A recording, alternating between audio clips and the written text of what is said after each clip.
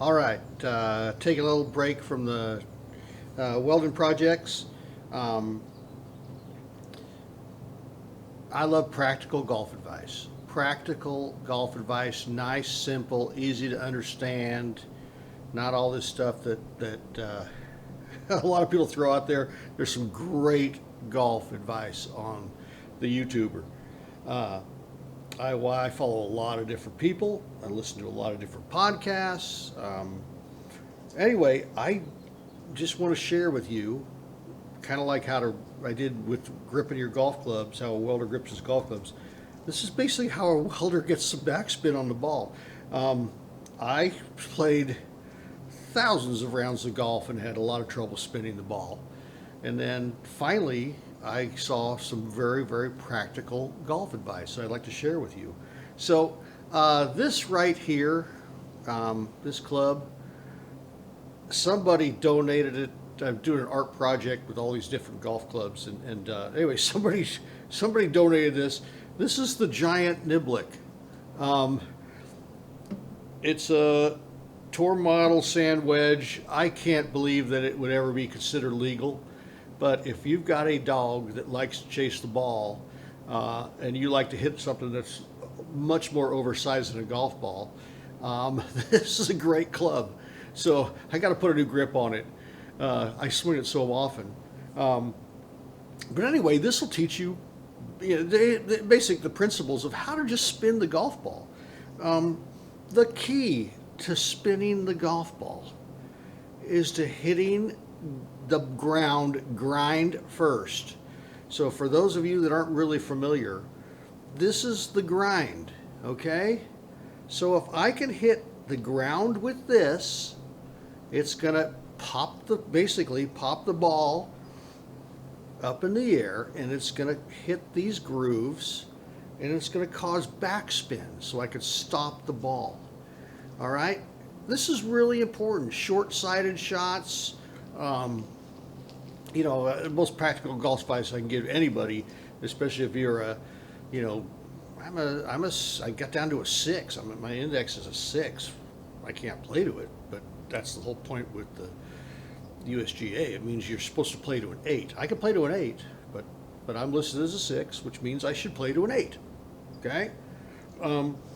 Anyway, if I can, hit grind first, then I can stop the ball fairly close to what my target is. Practical golf advice: never shoot at a flag, always shoot at the middle of the green. But anyway, there's times when you've got like that 20, 30 yard chip. You got to get over something. You want to stop the ball. You want to have some nice check. What do they call it in England? Jizz. You want to have some jizz, some spin, some whatever on the ball. You got to hit grind first. It's that simple. Okay? And basically, grind first comes from having your hands level, where it makes contact.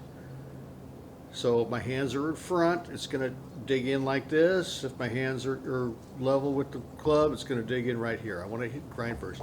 I want to slap this against the ground. It's going to pop the golf ball up.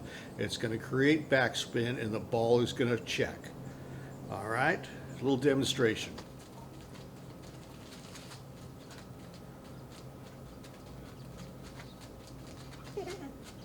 All right, I'm going to hit. I'm not going to hit grind first. I'm going to hit the ball first with the club face right here. And the ball is going to have top spin, and it's going to roll. All right? So hands a little bit forward. As I hit down, I'm not going to hit down. I'm going to hit across. It's going to have some check to it, but nothing like what if I hit grind first. So normal. No spin.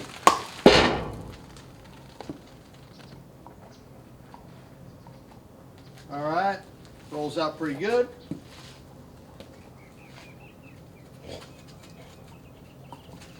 Now, I want this thing to check, okay?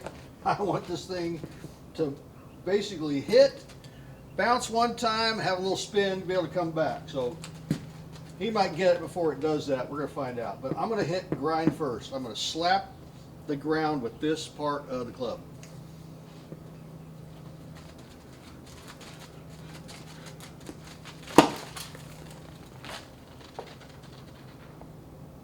Oh! Golf's not that hard.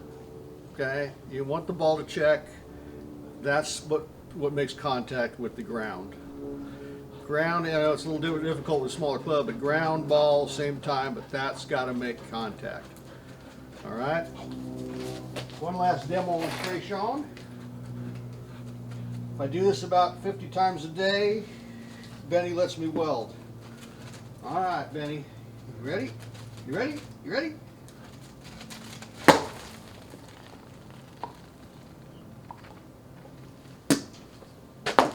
Easy game.